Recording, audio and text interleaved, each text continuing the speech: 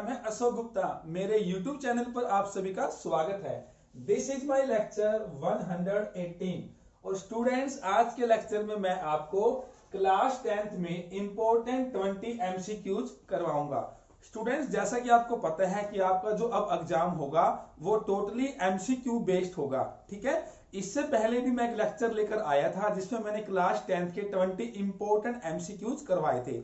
अगर आपने वो लेक्चर नहीं देखा है तो डिस्क्रिप्शन बॉक्स में मैं उसका लिंक दे दूंगा, आप वहां से उसे देख सकते हैं। तो स्टूडेंट्स, ये जो हम 20 MCQs करेंगे ये स्टैंडर्ड मैथ और बेसिक मैथ दोनों के लिए ही इंपॉर्टेंट है, ठीक है। और सभी क्वेश्चंस मैंने ऐसे सिलेक्ट किए हैं जो एग्जामिनेशन पॉइंट ऑफ व्यू से काफी इंपॉर्टेंट है और जिसके पूछे जाने के चांसेस ज्यादा है। तो चलिए स्टार्ट करते हैं आज का लेक्चर। क्वेश्चन नंबर 1 की स्टेटमेंट है The LCM of smallest two-digit composite number and smallest composite number is। तो स्टूडेंट्स, यह हमें LCM बताना है 2 डिजिट का सबसे छोटा कंपोजिट नंबर और स्मॉलेस्ट कंपोजिट नंबर सबसे छोटा कंपोजिट नंबर, इन दोनों का LCM क्या होगा। तो बेटा देखिए, कंपोजिट नंबर आप सभी को पता होगा, जो नंबर दूसरे नंबर से भी डिवाइड होते हैं उसे हम बोलते हैं कंपोजिट नंबर। तो अगर हम बात करें स्मॉलेस्ट कंपोजिट नंबर, तो बच्चों जो कंपोजिट नंबर है वो हमेशा 4 से स्टार्ट होते हैं, ठीक है। तो स्मॉलेस्ट कंपोजिट नंबर आपका क्या होगा, 4 होगा। अब बात हुई है स्मॉलेस्ट 2 डिजिट कंपोजिट नंबर। तो जो 2 डिजिट नंबर है आप सभी को पता है कि वो 10 से स्टार्ट होते हैं। तो अगर हम देखें जो 10 है वो भी कंपोजिट नंबर है, तो यही वो नंबर है जो सबसे स्मॉलेस्ट भी है और 2 डिजिट कंपोजिट नंबर भी है। तो 2 डिजिट अगर हम बात करें, 2 digit smallest number is equal to 10। तो हमें इन दोनों नंबर्स का एलसीएम फाइंड आउट करना है। तो we have to find out the LCM of 4 and 10। और बच्चों, आपको एलसीएम फाइंड आउट करना आता है, ठीक है। चैप्टर 1 में आप सब कुछ सीख चुके हैं, एचसीएफ कैसे निकालते हैं, एलसीएम कैसे निकालते हैं। तो अगर आप इसका एलसीएम निकालना चाहे तो क्या होगा, 2 मल्टीप्लाई 2 मल्टीप्लाई 5, 2 2 जा 4, 4 5 जा 20। तो ऑप्शन देखते हैं, option C 20, option C is the right answer. अब देखते हैं question number 2, the decimal expansion of the rational number. तो यहां हमें एक रैशनल नंबर गिवन है, विल टर्मिनेट आफ्टर। तो हमसे पूछा गया है ये रैशनल नंबर कितने डेसिमल प्लेसेस के बाद टर्मिनेट हो जाएगा। This number will terminate after how many places.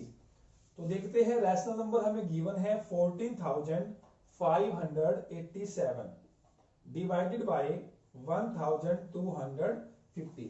तो स्टूडेंट्स देखिए, सबसे पहले तो आपको पता होना चाहिए रैशनल नंबर को जब हम डेसिमल में कन्वर्ट करेंगे, जो हमारा 10th में टॉपिक है, उसमें जो पहला स्टेप होता है, न्यूमिनेटर और डिनोमिनेटर दोनों ही को प्राइम नंबर्स होने चाहिए। मतलब इन दोनों में ऊपर नीचे कोई भी कॉमन फैक्टर्स ना हो, ये इसका पहला स्टेप है। जो इसका दूसरा स्टेप है, अब हमने ये देख लिया कि ये आपस में कैंसिल आउट नहीं होता, मींस ये को प्राइम नंबर्स है। अब दूसरा स्टेप क्या है, हमें डिनोमिनेटर्स के प्राइम फैक्टर्स करने हैं।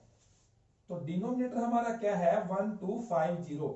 तो हम इसके करेंगे प्राइम फैक्टर्स, जो आपको करने आते हैं आप आसानी से कर लोगे।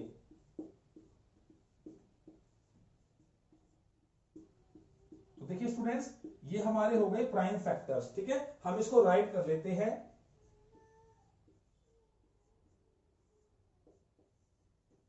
तो यहां फैक्टर्स क्या बने, 2 मल्टीप्लाई 5 मल्टीप्लाई 5 मल्टीप्लाई 5 मल्टीप्लाई 5।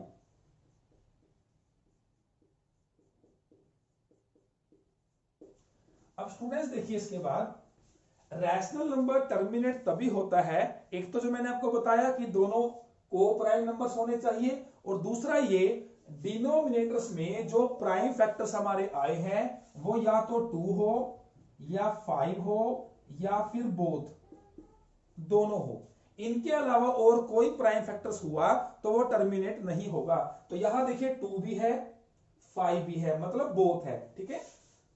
यानी कि ये टर्मिनेट तो होगा, बट क्वेश्चन क्या है कि टर्मिनेट कितने प्लेसेस के बाद होगा। तो इसके लिए बेटा आपने क्या करना है, आपको ये देखना है, देखिए यहाँ जो 2 है 1 टाइम है, और जो 5 है ये है 4 टाइम, 4 बार। दोनों को हमें इक्वल करना है। अगर यह 5 4 बार आया है तो जो 2 है वो भी 4 बार होना चाहिए, ठीक है। तो इसके लिए हम क्या करेंगे स्टूडेंट्स, देखिए इस 2 को, यहां 8 2 तो ऑलरेडी है, हम यहां पर 3 बार 2 लिखेंगे, ठीक है। अब देखिए 2 1 2 3 4, तो ये भी आपके हो गए 4 टाइम्स। बट जितनी बार आपने नीचे लिखा है उतनी ही बार ऊपर भी लिखना होगा। तो मैंने नीचे लिखे है 3 टाइम्स, तो न्यूमरेटर में भी मैं लिखूंगा इसको 3 टाइम्स। तो अब हम स्टूडेंट्स क्या करेंगे, सबसे पहले जो न्यूमरेटर है इनकी करेंगे मल्टीप्लाई। तो इन सभी की मल्टीप्लाई करने के बाद आपको मिलेगा 1,60,696।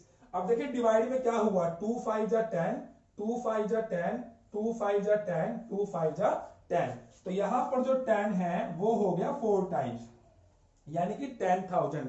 अब देखिए जितनी यहां जीरो है उतने ही प्लेसेस के बाद ये रैशनल नंबर टर्मिनेट हो जाएगा। अब यहां 4 जीरो है तो डेसिमल हमारा सीधा यहां लग जाएगा, ठीक है। तो इसका आंसर क्या हुआ, this rational number will terminate after 4 decimal places. Students ये तो हमने पूरा सोल्व किया, हम बिना सोल्व करे भी बता सकते हैं कितने प्लेसेस के बाद ये टर्मिनेट होगा। देखिए जब हमने इसके प्राइम फैक्टर्स किए थे, तो प्राइम फैक्टर्स में से जो 2 था वो आया था 1 टाइम, और जो 5 था वो आया था 4 टाइम, ठीक है। आपने अभी यहां देखा था। तो आप ये देख लीजिए दोनों में से किसकी पावर ज्यादा है, यहां पावर 1 है, यहां पावर 4 है। तो जो पावर ज्यादा है, अगर 4 है तो आंसर क्या होगा, आफ्टर 4 डेसिमल प्लेसेस, जिसकी पावर ज्यादा है वही हमारा आंसर होगा। इस तरीके से भी आप कर सकते हैं, क्योंकि हमें यहाँ एमसीक्यूज क्वेश्चन करने हैं, हमें सिर्फ आंसर तक पहुंचना है, हम कैसे पहुंचे ये मैटर नहीं करता, ठीक है students. So option D 4 decimal places is the right answer. अब देखते हैं question number 3, the zeros of quadratic polynomial are. तो हमें यहां बच्चों क्वाड्रेटिक पॉलिनोमियल गिवन है, हमें बताने हैं इसके जीरोज होंगे both positive both negative, 1 positive and 1 negative and both equal. तो देखते हैं सॉल्यूशन। तो क्वाड्रेटिक इक्वेशन हमें गिवन है x square plus 99x plus 127। तो देखिए स्टूडेंट्स यहां जो क्वाड्रेटिक पॉलिनोमियल है इसके फैक्टर्स हम यहां से नहीं निकाल सकते, ठीक है। एग्जाम में अगर आपसे कोई भी ऐसा क्वेश्चन पूछा जाए, अगर आप उसके फैक्टर्स निकाल सके तो वहां से तो आप पता कर ही सकते हैं कि दोनों के दोनों जीरोज कैसे होंगे, उनका साइन कैसा होगा। बट अगर उसके फैक्टर्स हम ना निकाल सके तो इसके लिए आप क्या करेंगे, देखिए हमें पता है क्वाड्रेटिक पॉलिनोमियल में sum of zeros is always equal to minus b by a and product of zeros is equal to c by a. आपको ये रिलेशन पता होना चाहिए, इसमें से भी आपके एमसीक्यूज क्वेश्चंस बन सकते हैं। तो यहां से देखिए अगर हम देखें ए यहां 1 है, बी यहां है 99 और सी यहां है 127।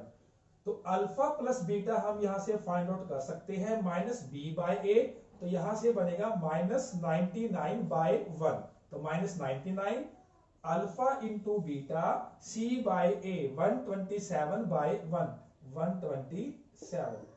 अब बेटा देखिए ध्यान से ऑब्जर्व कीजिए, अल्फा बीटा दोनों की जो एडिशन है, जो सम है वो नेगेटिव है, और दोनों की जो मल्टीप्लिकेशन है, प्रोडक्ट है, वो पॉजिटिव है।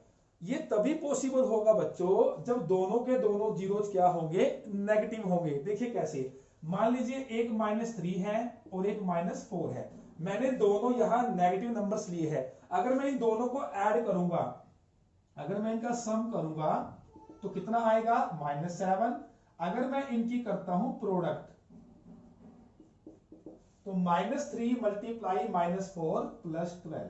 तो देखिए सम नेगेटिव है जैसे यहां था, प्रोडक्ट पॉजिटिव है जैसे यहां थी, ठीक है। तो ये कब पॉसिबल हुआ, जब दोनों नंबर्स क्या हुए, नेगेटिव। तो नंबर्स मतलब इसके जीरोज की बात हो रही है, तो यानी कि इस क्वेश्चन का आंसर क्या होगा, बोथ नेगेटिव, ठीक है स्टूडेंट्स।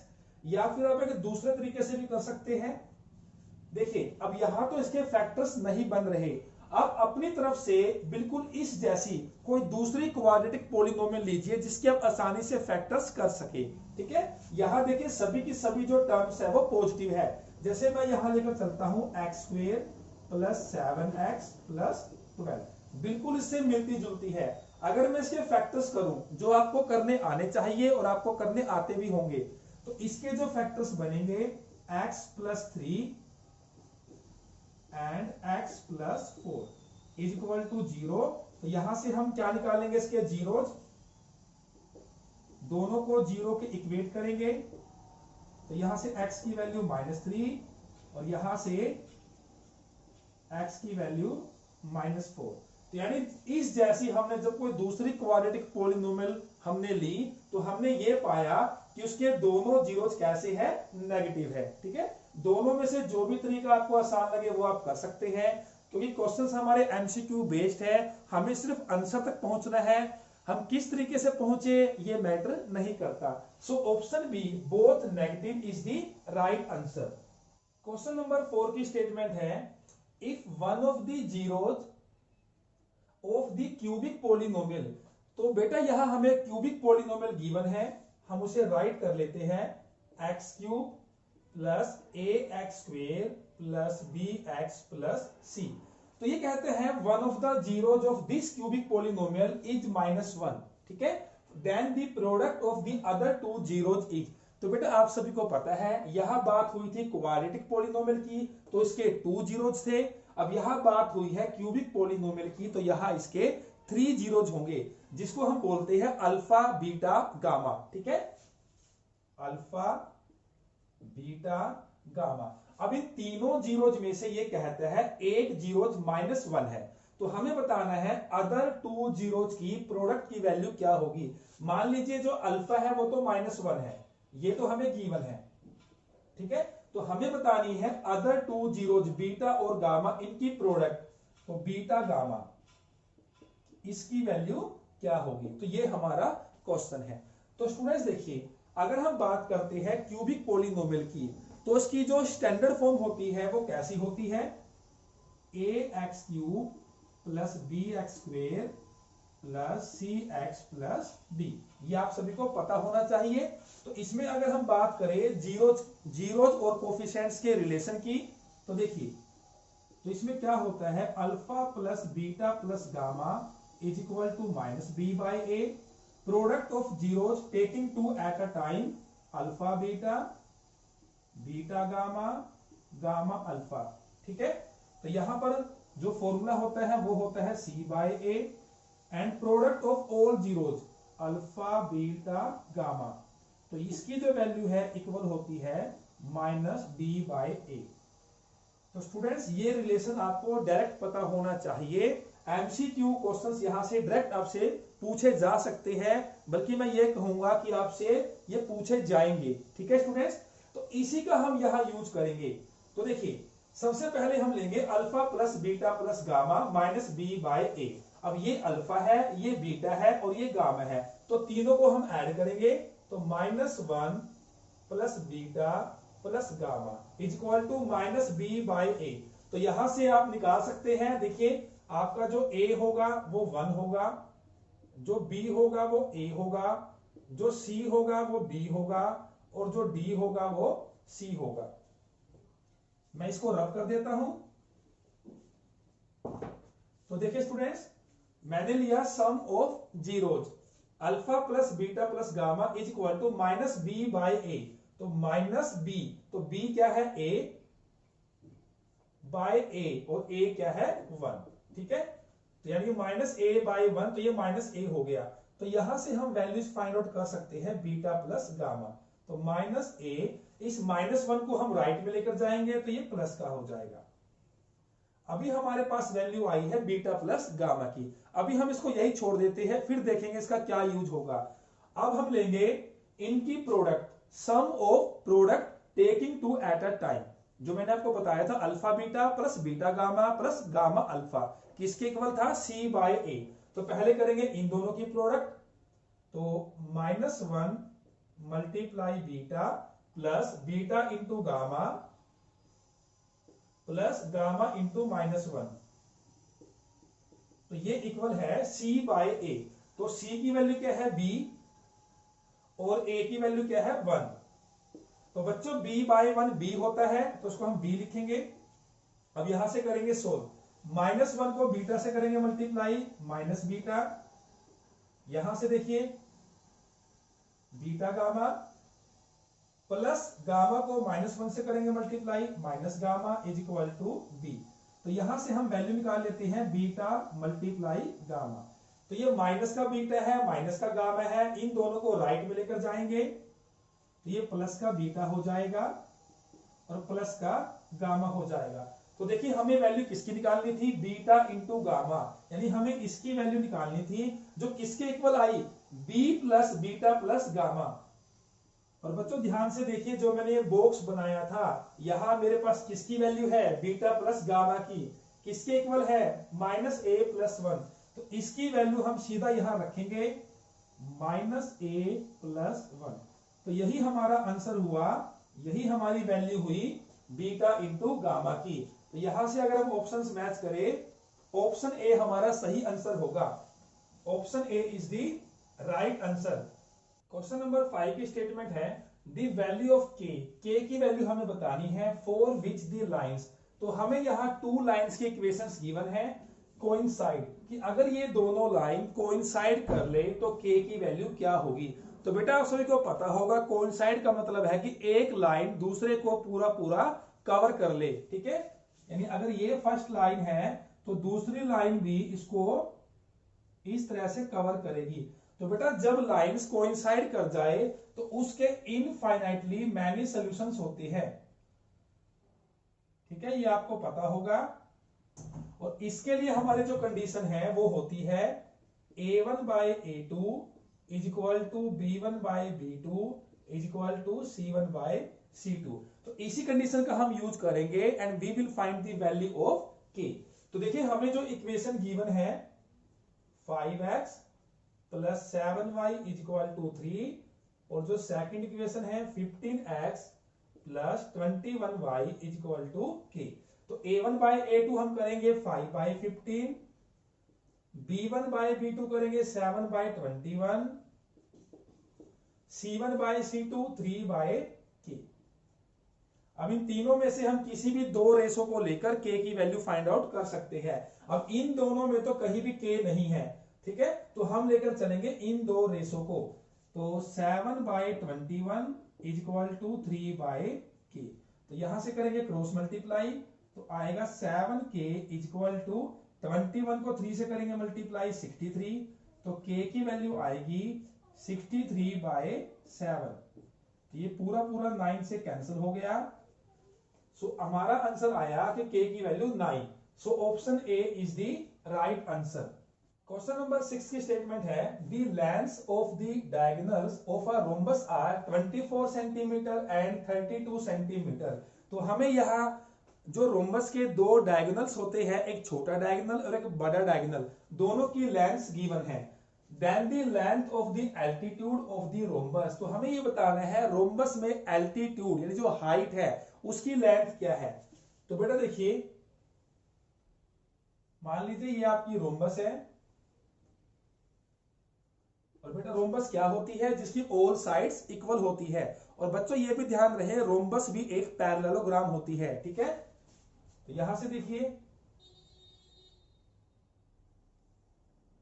तो इन दोनों डायगोनल्स की जो लेंथ है 24 और 32 है। तो बच्चों जो रोम्बस के डायगोनल्स होते हैं वो 90 डिग्री पर करते हैं बाइसेक्ट, यानी एक दूसरे को हाफ पार्ट्स में डिवाइड कर देते हैं। अगर ये पूरा 24 है, मान लीजिए इनका इंटरसेक्शन पॉइंट है O, तो ये 24 है तो 12 हो जाएगा। अगर ये पूरा 32 है तो 16 हो जाएगा, ठीक है स्टूडेंट्स। तो हमें बतानी है इस रोम्बस की में लेंथ ऑफ एल्टीट्यूड। मान लीजिए ये इसका एल्टीट्यूड है, तो हमें इसकी लेंथ बतानी है। तो बेटा देखिए, सबसे पहले तो आप ये देखिए, हमें इस रोम्बस की साइड नहीं पता, ठीक है। हमें ये पता है कि रोम्बस की ऑल साइड्स इक्वल है, बट कितनी है वो नहीं पता। तो सबसे पहले हम फाइंड आउट करेंगे इसकी लेंथ। तो अगर हम इस ट्रायंगल को कंसीडर करें, चारों ट्रायंगल्स में से आप किसी भी ट्रायंगल को कंसीडर कर सकते हैं। जैसे हम इस ट्रायंगल को कंसीडर करें तो देखिए ये 16 है, ये 12 है, ये 90 है। तो 90 के सामने बिल्कुल क्या होता है, हाइपोटेन्यूज। ठीक है स्टूडेंट्स, तो यहां हम यूज करेंगे पाइथागोरस थ्योरम का। तो पाइथागोरस थ्योरम क्या कहती है, हाइपोटेन्यूज स्क्वायर, मान लीजिए ये h है, तो hypotenuse square is equal to base square plus perpendicular square, 16 square plus 12 square. तो 16 का स्क्वायर 256, 12 का स्क्वायर 144, दोनों को ऐड करेंगे तो 400। और बेटा आप सभी को पता है 400 इज द स्क्वायर ऑफ 20, तो h स्क्वायर। तो यहां से देखिए दोनों तरफ पावर इक्वल है तो बेस भी इक्वल हो जाएंगे। तो h की वैल्यू कितनी आ गई, 20, यानी जो रोम्बस की साइड है वो 20 आ गई।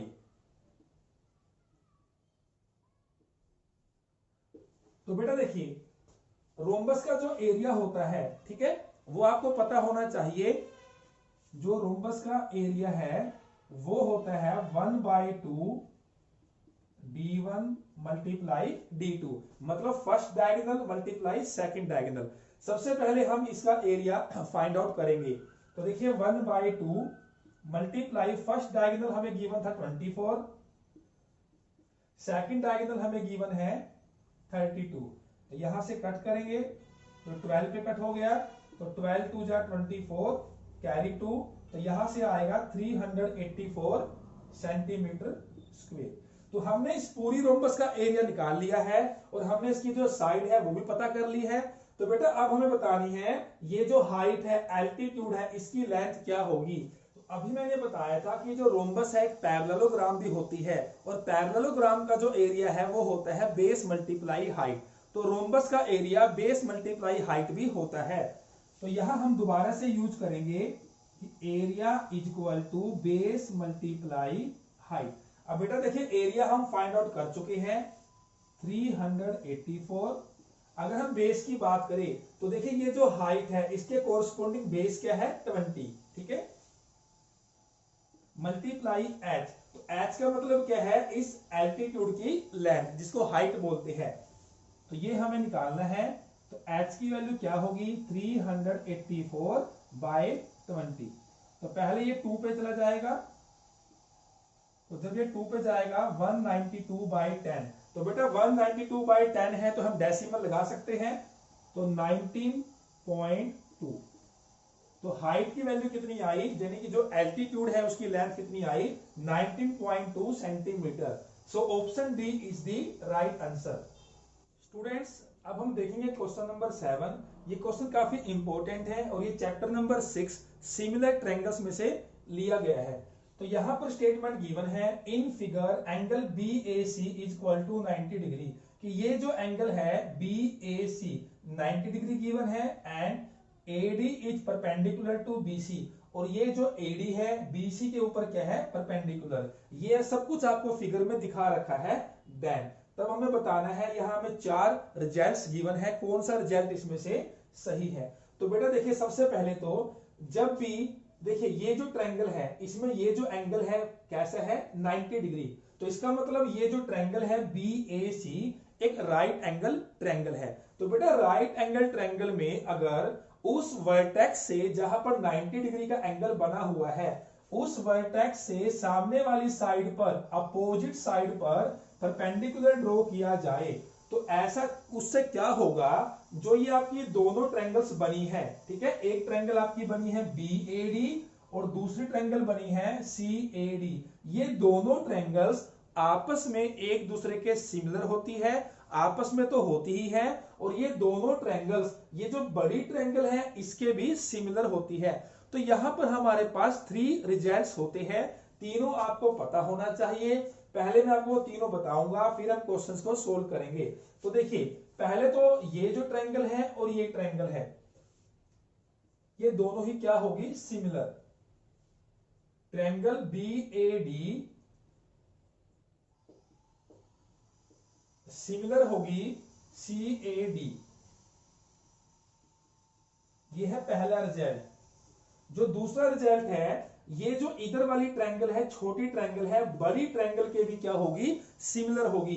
यानी कि B A D, triangle B A D similar होगी बी ए सी। ये है हमारा दूसरा रिजल्ट। और तीसरा रिजल्ट है जो इधर वाली ट्रायंगल है जिसका नाम क्या है, सी ए डी, ये भी बड़ी ट्रायंगल के क्या होगी, similar. So triangle C A D similar होगी ट्रायंगल जो बड़ी ट्रायंगल है बी ए सी। तो बेटा ये तीनों रिजल्ट्स आपको ध्यान रखने हैं। अब इन तीनों रिजल्ट से जो आगे रिजल्ट आता है वो आप देख लीजिए। पहले हम बात करेंगे फर्स्ट रिजल्ट की, ठीक है, यानी ये वाली ट्रायंगल और ये वाली ट्रायंगल। तो बेटा इसमें रिजल्ट कैसे बनता है, इन दोनों ट्रायंगल में आपने देखनी है कौन सी कॉमन साइड है। तो इन दोनों में कॉमन साइड क्या है, एडी, ठीक है। तो कॉमन साइड का हमेशा करना है स्क्वायर, इधर हम करेंगे कॉमन साइड का स्क्वायर, और इक्वल में हम करेंगे प्रोडक्ट, ठीक है। किसका, देखिए ये कॉमन साइड है, प्रोडक्ट हम करेंगे जो ये ट्रायंगल है इसका बेस और ये जो ट्रायंगल है इसका बेस। तो इसका बेस क्या है, बीडी, और इसका बेस क्या है, सीडी। तो बीडी मल्टीप्लाई सीडी, एक हमारा रिजल्ट ये हुआ। अगर हम सेकंड देखें तो सेकंड में क्या था, ट्रायंगल बी ए डी, ये छोटी ट्रायंगल सिमिलर है बड़ी ट्रायंगल के बी ए सी। तो मैंने बताया यहां तो हम करेंगे दोनों में कॉमन साइड का स्क्वायर। तो बच्चों ये छोटी ट्रायंगल और ये बड़ी ट्रायंगल, इसमें कॉमन साइड क्या होगी, ए बी। आप यहां से भी देख सकते हैं ए बी, ठीक है। तो कॉमन साइड का हम करेंगे स्क्वायर, और इक्वल में होगा दोनों ट्रायंगल्स के जो बेस है उनकी प्रोडक्ट।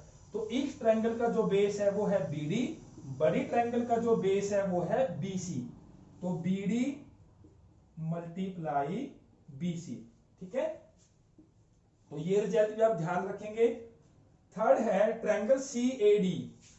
अब एक तो ये ट्रायंगल है सिमिलर बी ए सी और एक बड़ी ट्रायंगल। तो बेटा देखिए इस ट्रायंगल में, ठीक है, इस ट्रायंगल में और बड़ी ट्रायंगल में कॉमन क्या होगा, ए सी।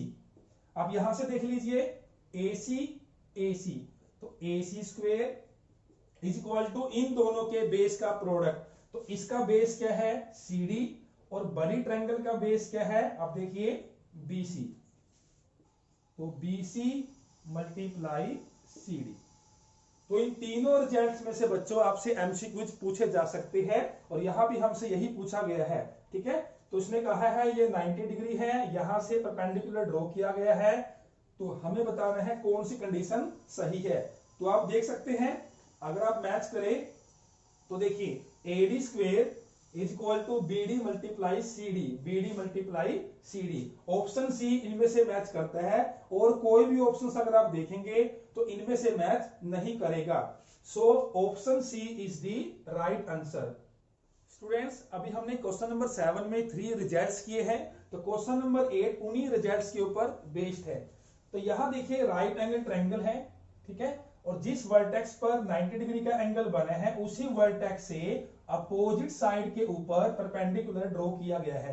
तो यहां हमें ए बी की लेंथ गिवन है 5, ये सेंटीमीटर में गिवन है 5 सेंटीमीटर, बीडी की लेंथ गिवन है x सेंटीमीटर, सीडी की लेंथ गिवन है x plus 5 centimetre. We have to find the length of CD. तो यहां हमें ऑप्शंस गिवन है। तो देखिए स्टूडेंट्स 3 रिजल्ट्स में से हम कौन सा यूज करेंगे, जैसे हमें मेजरमेंट्स गिवन है, तो हमें यहां लेंथ गिवन है ए बी की, ठीक है। तो इसमें हम यूज करेंगे एक तो इस ट्रायंगल का और एक बड़ी ट्रायंगल का। तो इसका रिजल्ट क्या था, इस छोटी ट्रायंगल में और बड़ी ट्रायंगल में जो कॉमन साइड है वो क्या होगी, ए बी। तो A B square is equal to छोटी ट्रायंगल का बेस मल्टीप्लाई बड़ी ट्रायंगल का बेस। तो छोटी ट्रायंगल का जो बेस है वो है बीडी मल्टीप्लाई, और जो बड़ी ट्रायंगल है इसका जो बेस है वो क्या है, बीसी। अब हम वैल्यू पुट करेंगे, ए बी हमें 5 दिया हुआ है, बीडी हमें दिया हुआ है x मल्टीप्लाई बीसी। तो बच्चों देखिए यहां से लेकर यहां तक की टोटल लेंथ क्या हो जाएगी, x प्लस 5। तो जब आप x में x प्लस 5 ऐड करेंगे तो 2x प्लस 5। अब हम करते हैं मल्टीप्लाई, 2x² प्लस 5x, ये हो गया 25, इसको यहां लेकर आए तो ये माइनस का हो जाएगा, इक्वल टू 0। यहां से हम इजिली फैक्टर्स बना सकते हैं, तो यहां फैक्टर्स बनेंगे प्लस 10x माइनस 5x, तो यहां से हम कॉमन लेंगे, 2x कॉमन आ गया, तो यहां बचा x प्लस 5, यहां से माइनस 5 कॉमन, x प्लस 5, तो फाइनली फैक्टर्स हमारे क्या बने, x plus 5, 2x minus y is equal to 0। तो यहां से हम x की वैल्यू निकाल सकते हैं, तो यहां से आएगी -5, और यहां से अगर हम x की वैल्यू निकालें तो ये आएगी 5/2, यानी कि 2.5। तो बेटा x क्या है, ये है साइड की लेंथ जो नेगेटिव कभी नहीं हो सकती, तो इसे हम करेंगे रिजेक्ट, इट इज रिजेक्टेड। तो x की लेंथ क्या है, 2.5। हमें बतानी है लेंथ ऑफ CD, तो देखिए CD की लेंथ क्या होगी, तो ये हमें गिवन है CD x प्लस 5, और x है हमारे पास 2.5, तो 2.5 प्लस 5, इन दोनों को ऐड करेंगे, वी विल गेट 7.5। तो हमारा आंसर क्या हुआ, 7.5 centimetre. Option D is the right answer. Students अब देखते हैं question number 9। In the figure below QP is parallel to BC। तो हमें यहाँ एक ट्रायंगल गिवन है, कुछ मेजरमेंट्स गिवन है, और ये कंडीशन गिवन है QP जो ये लाइन है BC के पैरेलल है, to the nearest 10th QB is. तो हमें ये बताना है नियरेस्ट 10th QB, यानी ये जो लेंथ है, ठीक है, ये हमें पता करनी है। तो स्टूडेंट्स आप सभी को पता है कि चैप्टर 6 में हम पढ़ते हैं BPT, जिसको हम ये भी बोलते हैं थेल्स थ्योरम।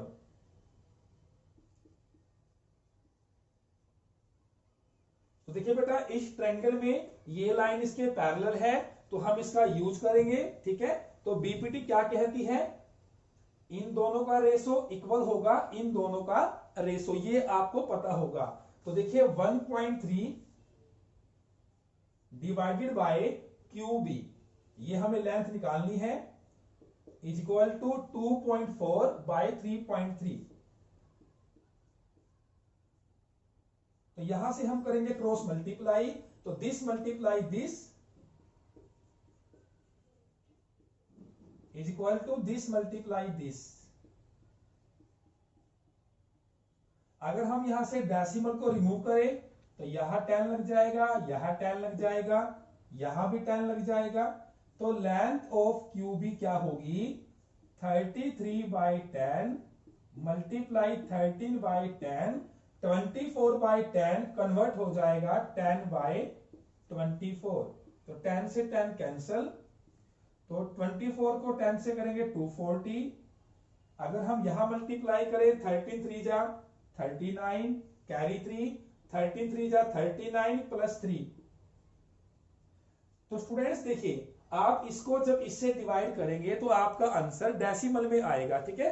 तो हमें जो वैल्यू बतानी है इसकी QB की नियरेस्ट 10th बतानी है, तो आपका जो आंसर होगा वो ऐसा होगा 1.78 समथिंग, ठीक है स्टूडेंट्स, 1.78 और आगे भी ये जाएगा। तो देखिए नियरेस्ट 10th के बारे में बात करें तो इन चारों ऑप्शंस में से देखिए अगर आप ऑप्शन सी देखें तो 1.78 नियरेस्ट 10th करने के बाद क्या बन जाएगा 1.8, क्योंकि ये जो नंबर है बिल्कुल इसके पास में है, ठीक है। तो option C is the right answer. Question number 10 की स्टेटमेंट है the ratio of areas of two similar triangles is equal to, कि अगर हमारे पास कोई दो ट्रायंगल है और दोनों ही ट्रायंगल क्या है सिमिलर, ठीक है। मान लीजिए ट्रायंगल ABC और ये है ट्रायंगल DEF, दोनों ही ट्रायंगल क्या है सिमिलर, ये हमें गिवन है। तो इन दोनों के एरियाज का जो रेशो है वो क्या होगा, यहां हमें चार ऑप्शंस गिवन है। तो area of this triangle by area of this triangle, area of triangle ABC by area of triangle DEF।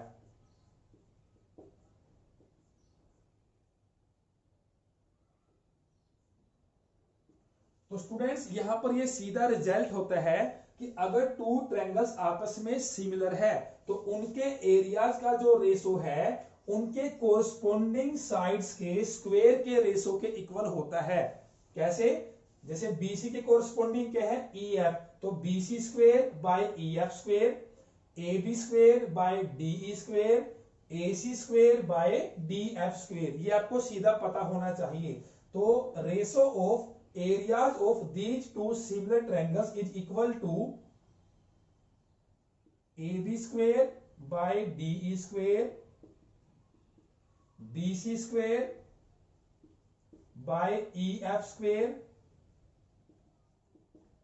AC square by DF square.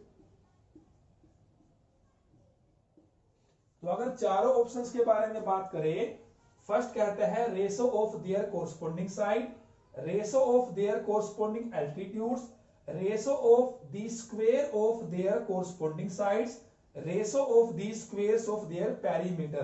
तो बेटा इसमें ऑप्शन सी आपका राइट होगा, ratio of their square of their corresponding side, square of corresponding side, जैसा मैंने आपको यहां बताया। So option C is the right answer. Students, अब हम देखेंगे क्वेश्चन नंबर 11 और क्वेश्चन नंबर 12। दोनों ही क्वेश्चंस मैंने चैप्टर नंबर 7 कोऑर्डिनेट ज्योमेट्री से लिए हैं। तो क्वेश्चन नंबर 11 की स्टेटमेंट है the distance of the point P -6,8 from the origin. हमें इस पॉइंट P की ओरिजिन से डिस्टेंस बतानी है। ठीक है स्टूडेंट्स, यहां हमें 4 ऑप्शंस गिवन है। तो जो पॉइंट P है इसके कोऑर्डिनेट्स गिवन है -6,8। तो हमें इसकी डिस्टेंस बतानी है ओरिजिन से। मान लीजिए ये पॉइंट O है और आप सभी को पता है कि जो ओरिजिन के कोऑर्डिनेट्स होते हैं वो होते हैं 0 0। तो बच्चों डिस्टेंस निकालने के लिए हमारे पास है डिस्टेंस फॉर्मूला। ठीक है, वो आपको पता होना चाहिए। मैं यहां लिख भी देता हूं, x2 - x1 whole square, y2 - y1 whole square, complete का स्क्वायर रूट। ठीक है स्टूडेंट्स, तो यहां हम यूज करेंगे तो इसकी डिस्टेंस आ जाएगी x1 y1 x2 y2। हम चाहे तो यहां लिख भी सकते हैं x1 y1 x2 y2। तो सिंपली इसका यूज करेंगे तो x2 - x1 whole square 0 -x1। अब x1 यहां -6 है तो एक माइनस यहां हो गया तो प्लस का बन जाएगा, y2 - y1 का होल स्क्वायर। तो 0 + 6 6 का स्क्वायर 36। यहां से 0 - 8 तो ये -8 हो गया। और बच्चों -8 का स्क्वायर क्या होता है +64। इनको ऐड करेंगे तो 100, और 100 का जो स्क्वायर रूट है आप सभी को पता है 10। तो 10 यूनिट्स। तो option C is the right answer. अब देखते हैं नेक्स्ट क्वेश्चन। यहां हमें स्टेटमेंट गिवन है इफ ए, यहां पॉइंट ए के हमें कोऑर्डिनेट्स गिवन है m/3, 5 is the mid point of the line segment joining the points. एक पॉइंट Q है, एक पॉइंट R है। इन दोनों पॉइंट्स को ज्वाइन करने से हमारे पास जो लाइन सेगमेंट आएगी उसका मिड पॉइंट A हमें गिवन है। Then the value of M। तो स्टूडेंट्स हमें बताना है कि M की वैल्यू क्या होगी जो यहां पर M आया है। तो सबसे पहले हम लाइन सेगमेंट को बना लेते हैं जिसके पॉइंट Q और R है। तो देखिए यहां पर है पॉइंट Q और यहां पर है पॉइंट R। तो कोऑर्डिनेट्स हमें गिवन है -6,7 और R के जो कोऑर्डिनेट्स है वो गिवन है -2,3। तो इस लाइन सेगमेंट का जो मिड पॉइंट है, जो पॉइंट क्या है A, इसके कोऑर्डिनेट्स हमें गिवन है। तो वो गिवन है m/3, 5। तो बच्चों ये हमारी स्टेटमेंट है। ठीक है, तो we have to find out the value of m। तो बेटा इसके लिए हमें मिड पॉइंट फॉर्मूला पता होना चाहिए, फिर हम इसको सिंपली सोल्व कर सकते हैं। तो मैं यहां लिख भी देता हूं कि जो मिड पॉइंट फॉर्मूला हम जिससे मिड पॉइंट निकालते हैं वो क्या है x1/x2/2 y1 + y2। तो बेटा इस फॉर्मूले का यूज करके हम किसी भी लाइन सेगमेंट के मिड पॉइंट्स के कोऑर्डिनेट्स निकाल सकते हैं। तो इसको अगर हम माने x1 y1, इसे हम माने x2 y2। जैसे मैंने आपको अभी बताया था, आप लिख लीजिए x1 y1 x2 y2। तो हम यूज करते हैं इसका, तो x1 प्लस x2, x2 कितना है -2 by 2 comma y1 plus y2 7 by 3 by 2। तो ये हमारे पास आ गया मिड पॉइंट्स, और ये हमें गिवन है इसके इक्वल, तो हम इस पेयर को इस पेयर के इक्वल कर देंगे m/3 कोमा 5। अब हम इसको सोल्व करेंगे, तो थोड़ा पहले इसको सिंप्लीफाई कर लेते हैं। -6 यहां से आएगा -2, तो -8/2, और यहां से 7 + 3 10/2। इसको हम सेम रखेंगे। तो देखिए बच्चों यहां से क्या आया -4, यहां से 10/2 5, इसको आप सेम रखें। तो हमने क्या करना है, जो ये x कोऑर्डिनेट है इसको करना है x कोऑर्डिनेट के इक्वल, और जो y कोऑर्डिनेट है उसे करना है y कोऑर्डिनेट के इक्वल। तो आप देखिए जो y कोऑर्डिनेट है वो तो इक्वल है 5 5, ठीक है। तो यहां से हमारे पास m की वैल्यू नहीं आएगी, तो हम करेंगे x coordinate equal to x coordinate. तो -4 इज इक्वल टू m/3। तो यहां से क्रॉस करेंगे, तो we will get m is equal to -12। So option A is the right answer. Students अब देखेंगे क्वेश्चन नंबर 13 और 14। ये दोनों क्वेश्चंस मैंने chapter number 8 introduction to trigonometry इसमें से लिए हैं, और दोनों ही क्वेश्चंस इंपॉर्टेंट है। तो क्वेश्चन नंबर हमारा 13 है द वैल्यू ऑफ, तो हमें यहां वैल्यू निकालनी है sin 45 डिग्री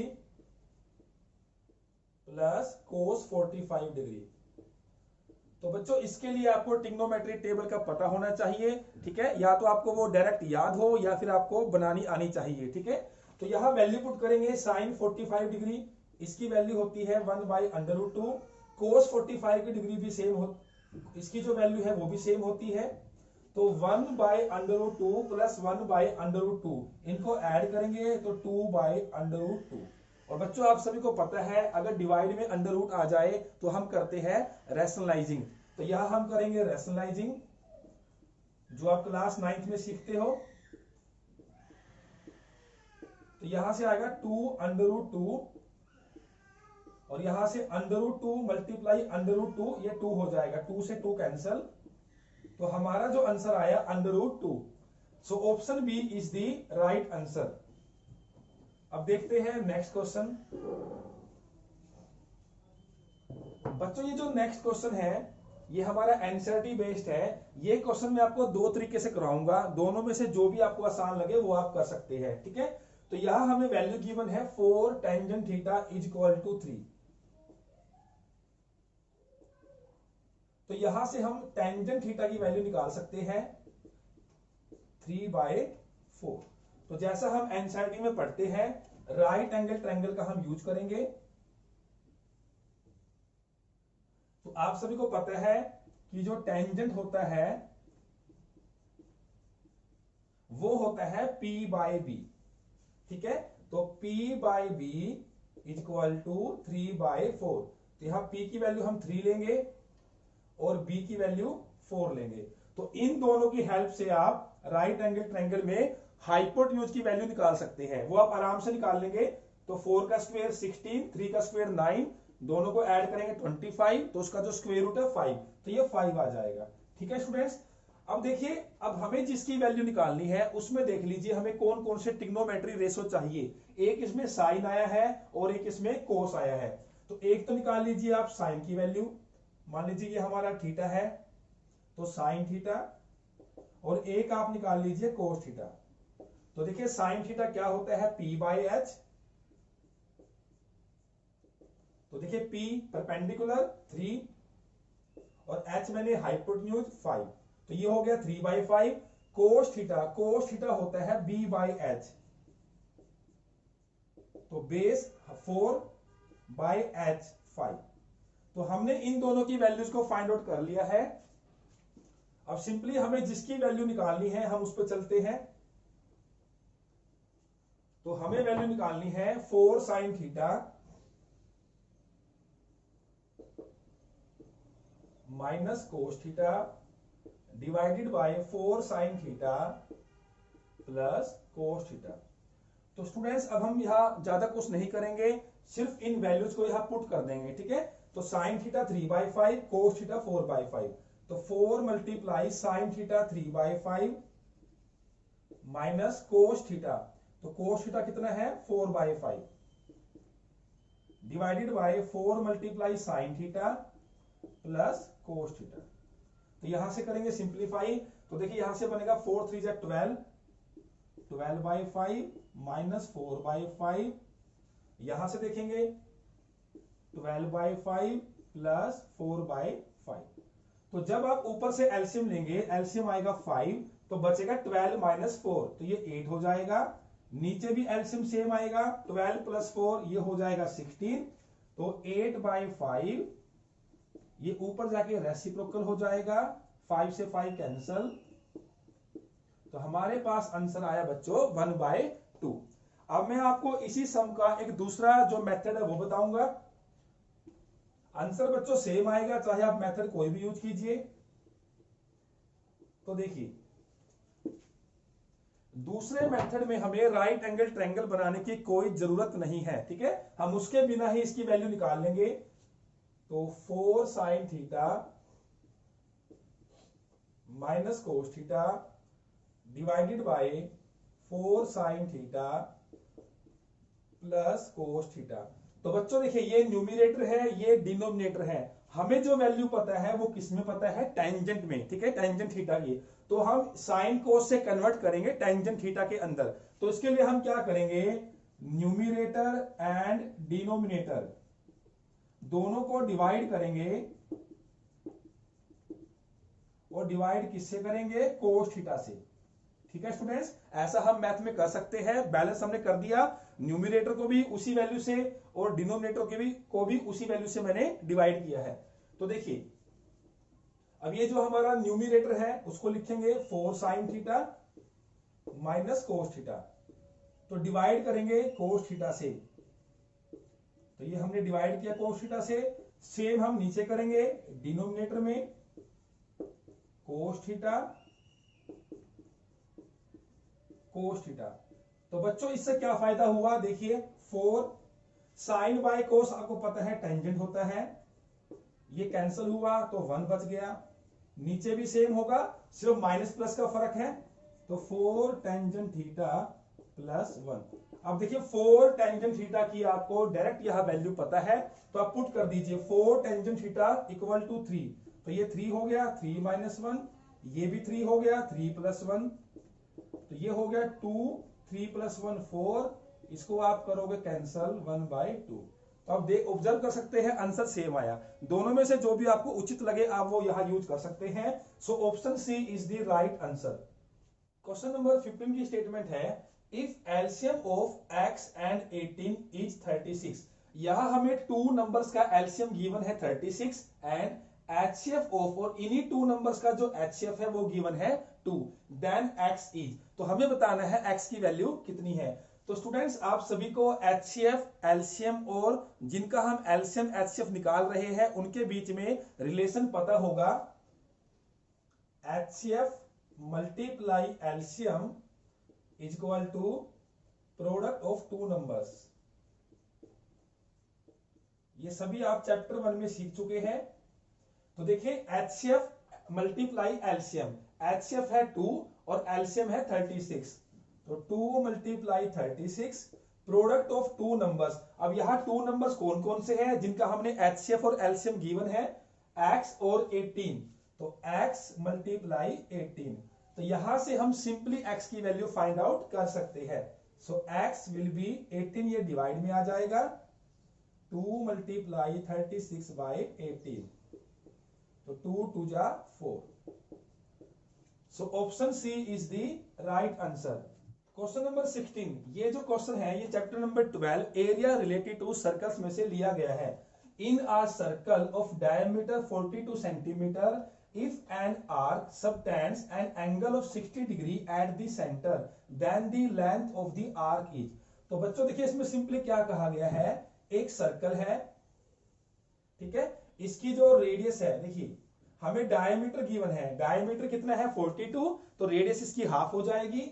मान लीजिए ये सर्कल का सेंटर है, तो रेडियस हो गई 21। अब ये जो आर्क है ये सेंटर पर 60 डिग्री का एंगल सबटेंड्स करती है, मतलब बनाती है।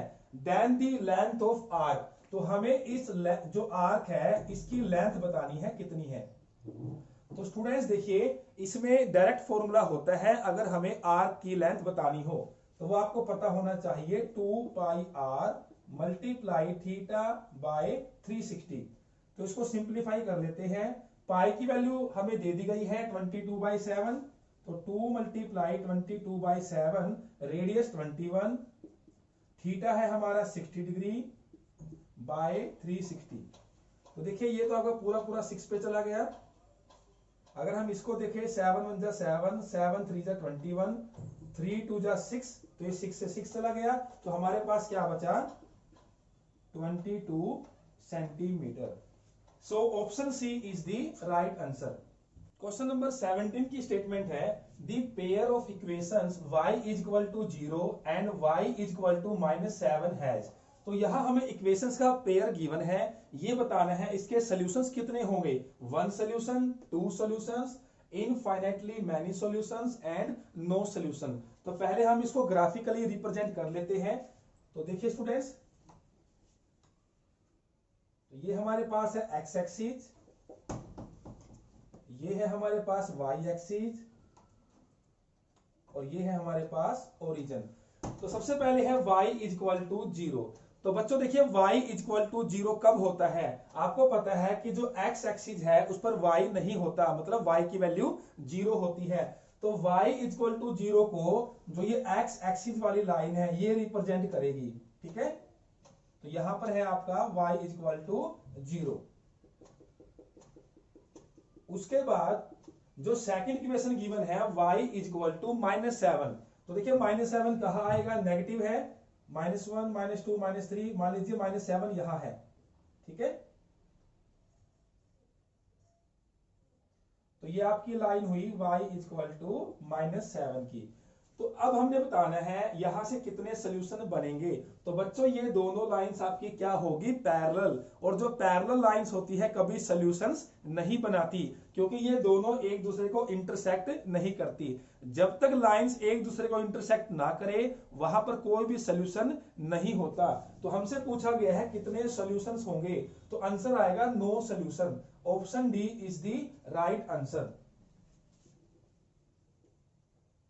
नेक्स्ट है question number 18। Area of the largest triangle that can be inscribed in a semi circle of radius r unit. हमारे पास एक सेमी सर्कल है जिसकी रेडियस r यूनिट है। मान लीजिए इसका सेंटर यहां पर है, तो रेडियस हमें गिवन है r यूनिट। तो अगर ये r है तो ये भी रेडियस है r हो जाएगी, और जो पूरा डायमीटर है वो क्या हो जाएगा 2r यूनिट। अब हमें क्या करना है, उस लार्जेस्ट ट्रायंगल का एरिया निकालना है, बड़ी से बड़ी ट्रायंगल का एरिया निकालना है जो इसके अंदर इंस्क्राइब किया जा सके। तो बेटा देखिए, अगर इसके अंदर हम बड़ी से बड़ी ट्रायंगल को लेकर जाएंगे, ठीक है,